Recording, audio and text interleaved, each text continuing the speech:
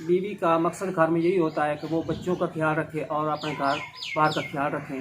तो बच्चियों को ना इस तरह के छोटे मोटे काम जो किचन के हैं ना वो आने चाहिए। इससे ना वो आटे में ना एक चीड़ सी बन जाती है, तो रोटी फिर वो नहीं टूटती। अगर प्योर मकई की रोटी बनाई जाए ना तो वो फिर टूट जाती है।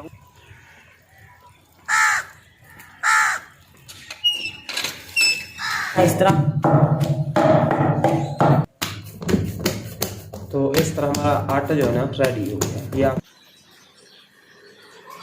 बिस्मिल्लाहिर्रहमानिर्रहीम, अस्सलाम वालेकुम। मैं हूं मुनव्वर सियाल। तो आप देख रहे हैं हमारा YouTube channel Bashir Munawwar vlog. तो मैं उम्मीद करता हूं कि आप सब खैरियत से होंगे और अल्लाह के करम से हम भी खैरियत से हैं।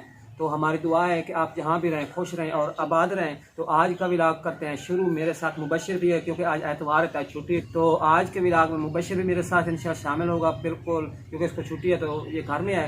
तो आज का व्लॉग कुछ इस तरह का होने वाला है। इंशाल्लाह आपको बहुत अच्छा लगेगा। कि अगले दिन मैंने वीडियो बनाई थी तो कुछ मेरी प्यारी बहनों ने मुझे कमेंट्स किए थे कि आप ना मक्की का आटा किस तरह तैयार करते हैं, हमें तरीका बताएं। क्योंकि ना हम मक्की का आटा जब गूंद देते हैं तो रोटी बनाते हैं तो हमारी रोटी जो है ना वो टूट जाती है। और कुछ मेरी प्यारी बहनों ने कमेंट्स किए थे कि भाई आप ना घर में आटा किस तरह गूंदते हैं। क्योंकि अगले दिन मैंने वीडियो बनाई है तो उसमें ना मेरी बेगम ने ना आटा गूंदा है। तो काफ़ी सारी मेरी बहनों ने कहा कि आप ना इस तरह किस तरह आटा गूंदते हैं, तो इसको भी ना दोबारा हमारे साथ शेयर करें।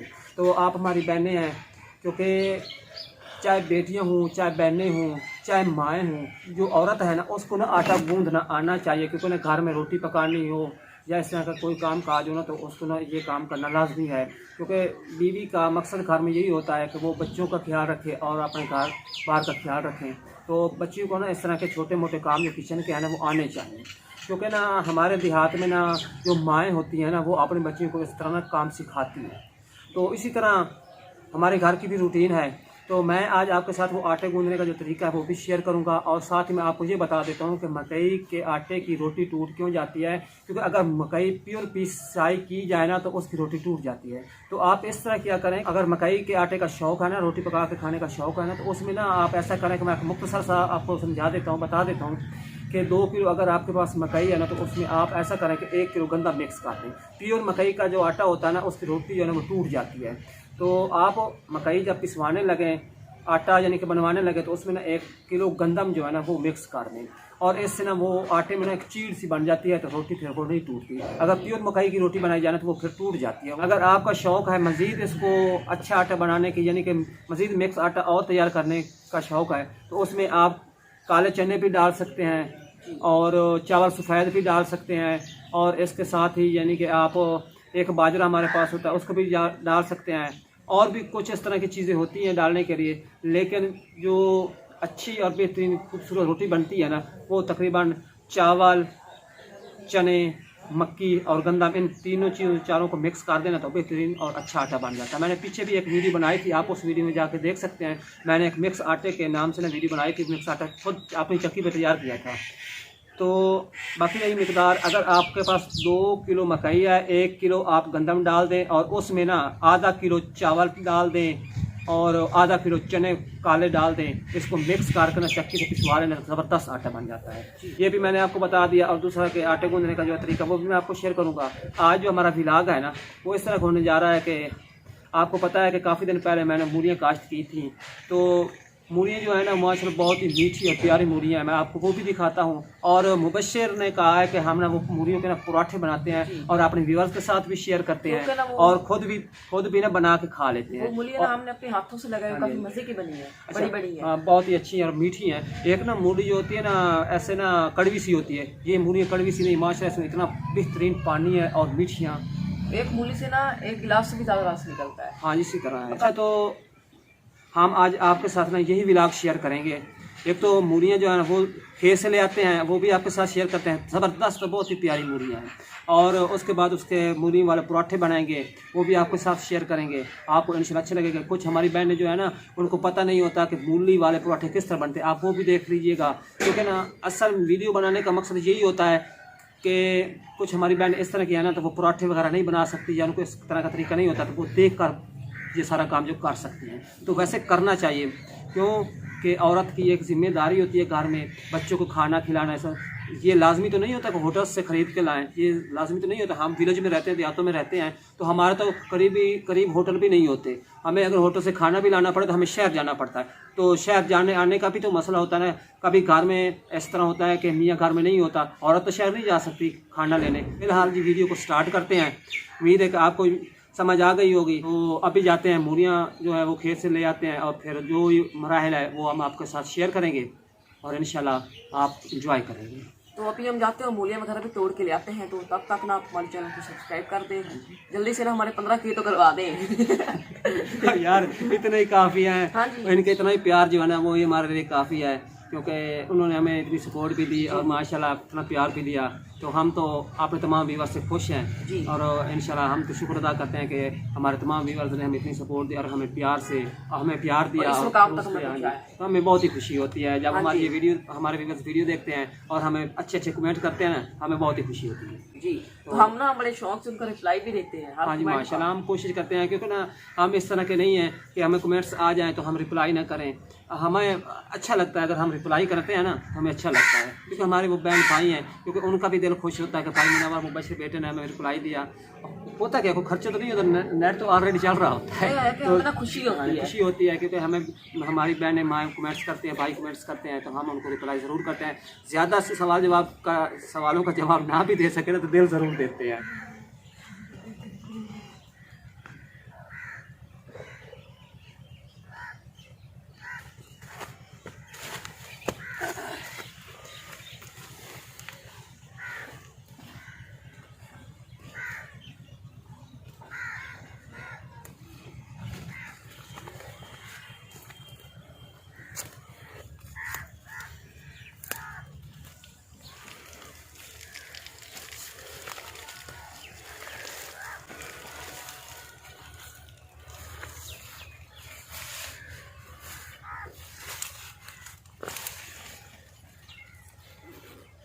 माशाल्लाह बहुत ही प्यारी मूली है। हाँ जी, ये तो बड़ी बड़ी हैं। बड़ी बड़ी मूली है।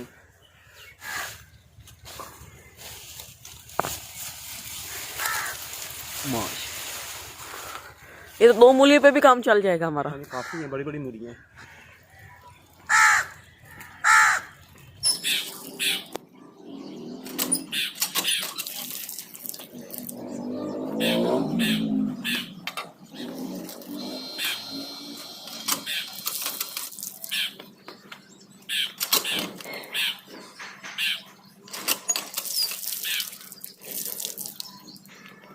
अच्छा, तो हमने मूली जो है ना उधर खेत से तोड़नी है और ये मूली लेके आए हैं और साथ ही ना सब्ज़ धनिया और मेथी वो भी उधर खेत में हमने खुद बीजी हुई थी, तो वो भी तोड़ के लेके आ गए हैं। तो और भी मिसाले जाते इसमें डालने हैं तो वो भी हम आपके साथ शेयर करते हैं। हाँ जी, तो जो अभी हम मूलियाँ लेके आए थे तो अभी अम्मी ने उनको छील रही है।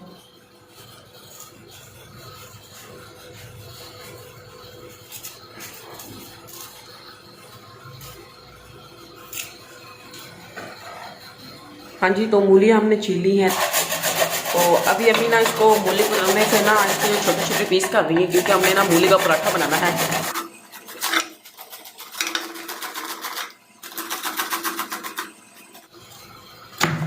तो अभी अम्मी ना ये मिर्चें काट रही हैं।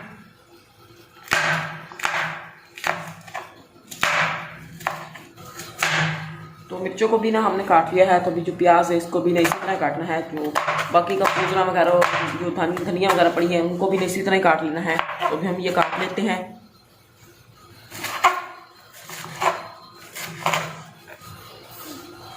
मसाला तैयार करने के लिए हमने मिर्चें, धनिया और प्याज वगैरह सारा कुछ काट लिया है। तो अभी हमने इसमें नमक मिक्स करना है, तो नमक डाल देते हैं। तो अभी हमने मिर्चें, प्याज और जो धनिया वगैरह थी वो हमने काट ली है। तो अभी हमने इनको इस तरह कूट लेना है।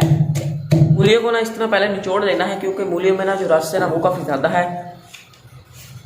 तो ये देखें, इस तरह मूलियों को निचोड़ना है। तो अभी ना ये जो मूलियाँ हमने निचोड़ी हैं इनको ना इसी थोड़े छोटे में ना अच्छी तरह कूट लेना है। इस तरह ना मिर्च वगैरह जो थी वो हमने अच्छी तरह कूट ली थी। तो अभी ना इसमें हमने मूलियाँ मिक्स की हैं। तो मूली को भी ना अच्छी तरह कूट लेना है इस तरह।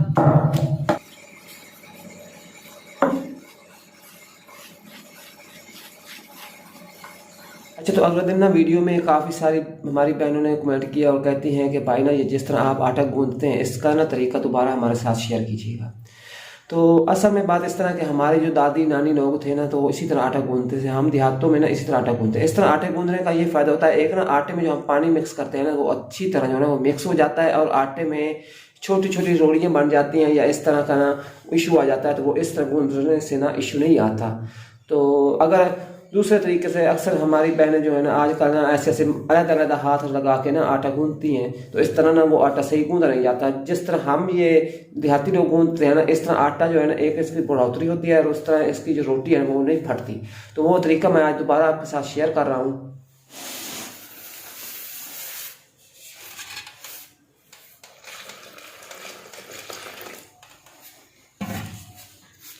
आप ज़रा गौर से देखना कि इस आटे को गूंदने के लिए जो हाथों को पकड़ा जाता है, यानी कि जो मुट्ठी सी बनाई जाती है, वो किस तरह बनाई जाती है वो भी आप देख सकते हैं। अभी आपको पता चल जाएगा कि किस तरह हाथ रखने हैं। और उसी तरह जिस तरह हम दबाते हैं, इसी तरह आटे को दबाएं ना, तो आटा जो है भूंजता है और उसकी रोटी भी नहीं टूटती और रोटी भी खूबसूरत बनती है।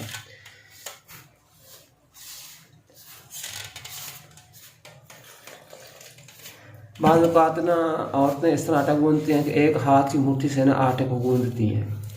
अगर दोनों हाथों की मुट्ठी को ना इकट्ठा दबाया जाए ना, तो आटा जो है ना अच्छी तरह गूंद जाता है। अभी इसी तरह ना ये आटा मिक्स हो जाएगा। जब मिक्स हो जाएगा तो फिर दूसरे तरीके से आटे को गूंदा जाएगा।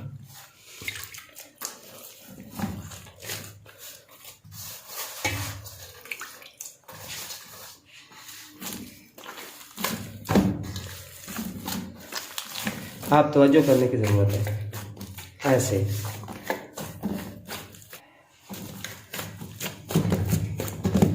इसमें जो पानी डाला ना वो अच्छी तरह मिक्स हो जाएगा और पानी ज़्यादा नहीं होगा।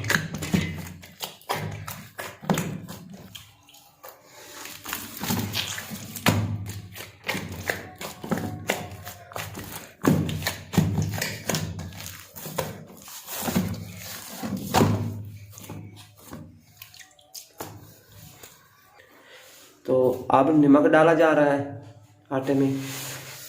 तो अब इस नमक वाले पानी को ना अच्छी तरह इसमें मिक्स किया जाएगा। तो वही तरीका होगा जिस तरह पहले हम आपको दिखा रहे हैं।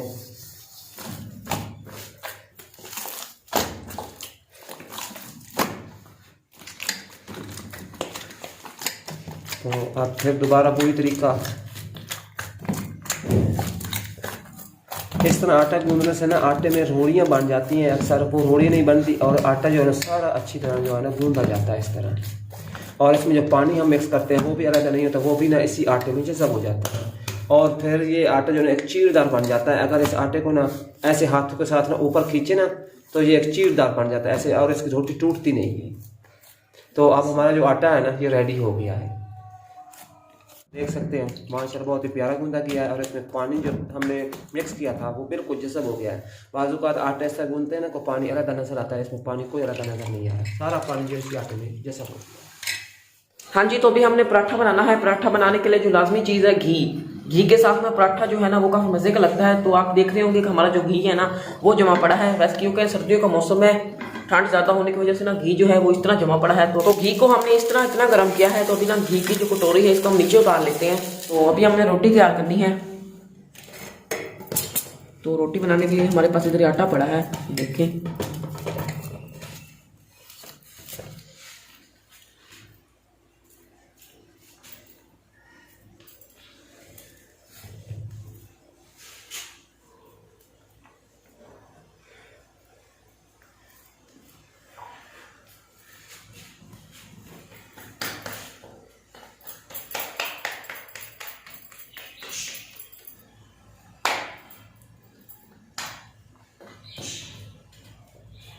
पहला पेड़ा जो है वो हमारा बन चुका है। तो अभी दूसरा पेड़ा भी बनाना है।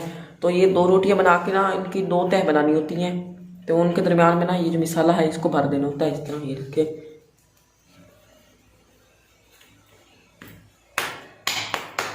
पहले पेड़े से ना हमने इतनी बड़ी रोटी बनाई है, अभी ज़्यादा बड़ी नहीं की, क्योंकि इसमें हमने मसाला पुर करना है। मसाला पुर करने के बाद में इसको ना फिर और बड़ा करेंगे। तो अभी अम्मी ने इसके ऊपर घी लगा रही है। ये देखिए जो मसाला है उसको पुर करना है इस तरह, ये रखें।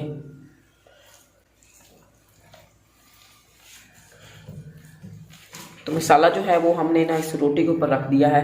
तो अभी अम्मी ने इसके ऊपर और मक्खन रख रही है, देखें।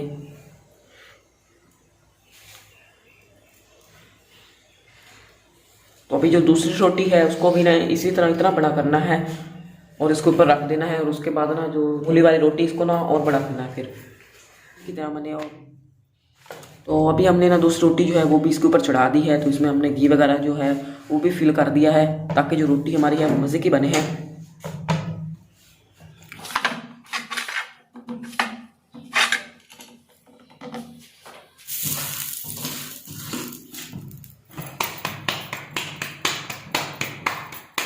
तो तवे पे ना हमने थोड़ा सा मक्खन लगाया है, घी, क्योंकि ये मूली वाली रोटी है ये कभी कभी ना तवे पे चिपक भी जाती है, तो इस वजह से हमने ना तवे पे थोड़ा सा घी लगाया है। ये देखें,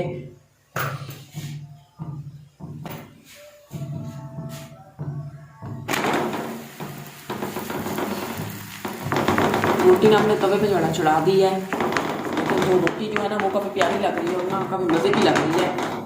तो दूसरी साइड जो है रोटी की वो ना कुछ हो चुकी है, तो इसके ऊपर हमने मक्खन लगाना है इस तरह। ये देखिए काफ़ी प्यारी लुक आई है रोटी की, देखिए। तो इस तरह इसके ऊपर मक्खन लगा देना है। तो दूसरी साइड पे भी ना इसी तरह मक्खन लगाना है।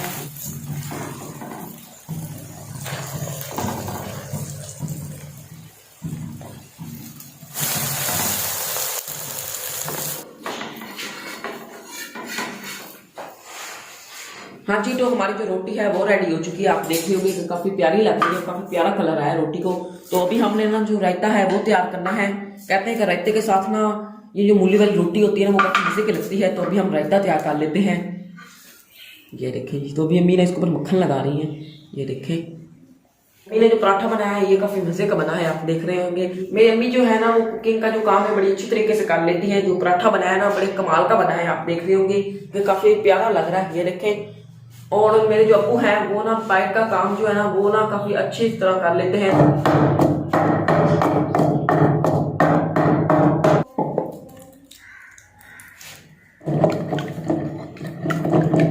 हाँ जी, तो हमारा जो रायता है वो तैयार हो चुका है, तो अभी ना इसको कटोरी में निकाल लेते हैं।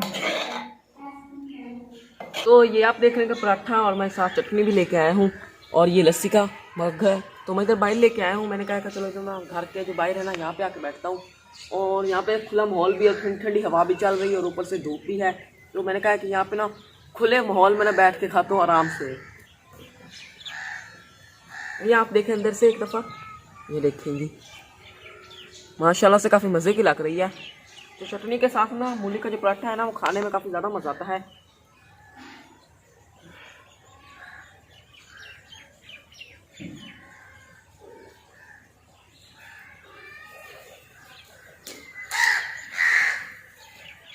मज़ा आ गया, काफ़ी मज़े की रोटी बनी हुई है। तो आप लोगों ने मेरा मूली के पराठे को घर में ज़रूर ट्राई करना है, और साथ चटनी भी लाजमी हो, लाजमी तो लस्सी भी साथ लाजमी हो, फिर ना मूली के पराठे खाने का मज़ा जो है वो डबल हो जाता है। उम्मीद करता हूँ कि आप लोगों को आज की हमारी जो वीडियो पसंद आई होगी। अगर पसंद आई है तो हमारी वीडियो को लाइक करें और चैनल को सब्सक्राइब करना मत भूलें, और साथ ही बेल आइकॉन के बटन को प्रेस करें ताकि हमारी इस तरह की न्यू आने वाली वीडियो की नोटिफिकेशन आप लोगों तक बर वक्त पहुँच सके।